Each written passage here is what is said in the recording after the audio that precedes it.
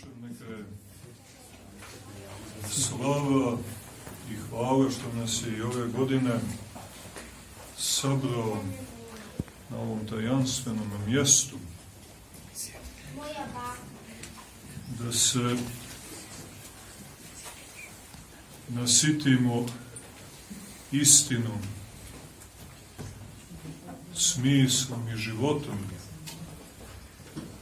i da izvidamo sve naše rane izazvane od ujeda, laži, mržnje, grijeha, smrti i đavola. Kako se fino kaže u Svetome psalmu, kako je Gospod postavio trpezu pred svojom djecom na vidiku neprijatelja naših. I tako se mi i borimo na jedinstven način, sasvim jedinstven. Niko se tako ne bori protiv neprijatelja, a s druge strane niko ljuće neprijatelja nema od nas hrišćana. A način borbe, tehnika ratovanja neviđena. Niko nikad ne okreće neprijatelju leđa. Samo mi, hrišćani, okrećemo leđa neprijateljima jer okrećemo lica svoja, duše svoje, srca svoja, sav život svoj Bogu našem. A On gleda i nas, gleda i neprijatelje naše. I oni ginu gledajući kako se milošću hranimo, kako nas milost štiti, kako nas život Hristov obesmrćuje. Tako da evo i danas ovom svetom službom odnijesmo još jednu nizu pobjeda, smisla nad besmislom, života nad smrću, istine nad svim lažima. I to je, braći i sestre, dovoljan razlog da budemo spokojni i Bogu našem odani i blagodani. Svakako, ne može do ovoga doći da nema onih koji su tu ljubav u srce primili i što reče naš otac Joakim, ljubavlju, ali žrtvom, djelatnom ljubavlju na tu ljubav odgovorili, pa evo i mi došli da se izbanjamo u toj banji ljubav. Imaju ovi takozvani prelesni spa centri gdje se banjaju djeca ovoga svijeta, i akvaparkovi. A mi imamo parkove istine, liturgijske parkove, liturgijske banje i banjamo se u istini, u smislu, u ljubavi, u životu. Ne želimo da simuliramo život, da simuliramo komfor, nismo mi protiv komfora, mi smo samo protiv lažnog komfora i akvarijumske kvadrature.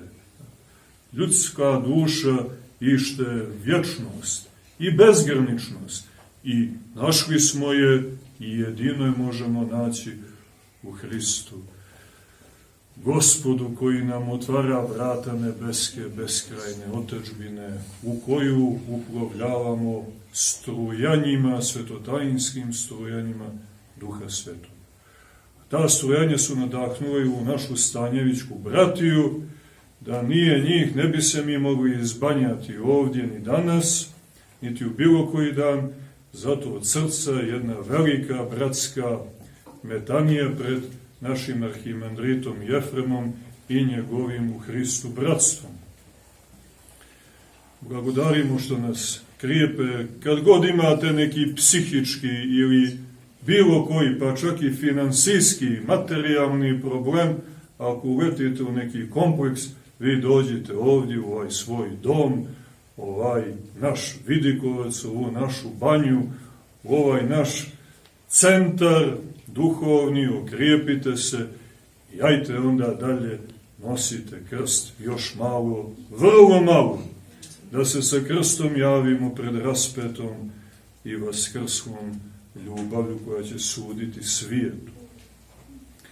svake godine na ovaj dan promiskom Božijim sjećamo se i našega dobroga brata Nebojše. Mi neki, naravno ovdje isključujući njegovu majku i najbližu rodbinu, koji su ga znali najbolje, ali i mi neki smo ga poznavali, lično sam ga znao prve svoje dane u svetoj obitelji Podmajinskoj, provodio sam sa njim, eto, ne bez nekog razloga, čak smo i keliju dijelili, pa i neka prva iskušenja duhovna imali, vatao nas je smijeh na molitvenom pravilu, ono klasično prvo iskušenje. Obojica smo mislili da smo duhovni ljudi, da smo molitvenici i da preuzimamo sad stvar u svoje ruke, da ćemo molitvom održavati vaseljenu, pa Gospod upustio na dečake to jedno iskušenje smijeha, pa smo se smijali u keliji kao onako, kao djeca, naravno vraćajući se na neku našu dječačku mjeru. Promisao Božji je htio da on iz tog svog dječačkog ushićenja bio je željen života i punoće života koju svijet ne može da pruži. Njemu je Bog dao istina na jedan brz način, brz, dubok, koji je ujedno i bolan, ali ne u onom bolu koji vodi ka očajanju, nego onom isceljujućem bolu prešao vrlo brzo na onaj svijet. Jer izgleda da mu je takvo nastrojenje bilo, kao što možemo da primijetimo u žitiju svete mučenice Anisije, Solunjanke, jedno je počiva i svešteno dejstvo je pored života svetoga Dimitrija, mirotočivoga u Solunu. Mlada Anisija, pa se kaže kako je bilo teško, naporno da nosi breme mladosti. Već je bila nadahnuta duhom vječnosti, pa se kaže na jednom mjestu kako je dušom uskliknula: o mladosti, teška li si, naporna, a ko će starost dočeka, treba život iznijeti pun sablazni, pun iskušenja, a njoj se živi odmah punoća u svjetlosti, u istini, u svetosti. I dade joj Gospod te postrada kao mlado, ispunio tu želju srca i preseli se u onaj svijet gdje se ne stariji, nego gdje smo vječno mladi. Duboko osjećam da je i Nebojšina potreba, najdublja potreba, bila takva i da mu je Gospod ispunio tu želju srca, a mi ćemo malo sporije, ovako čuvajući mladost duhovnu, kroz asketsku borbu crkve i kroz odmlađivanje,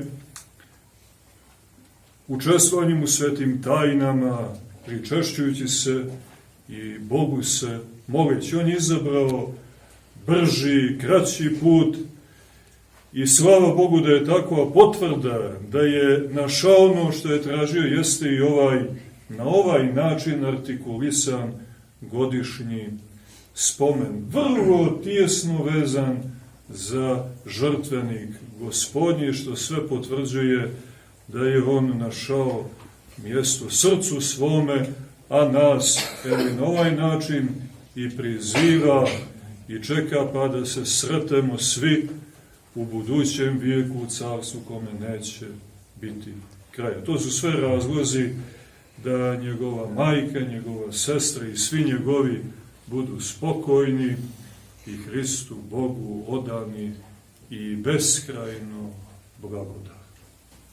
Bogu našem neka je slava i hvala vavijek. Amin.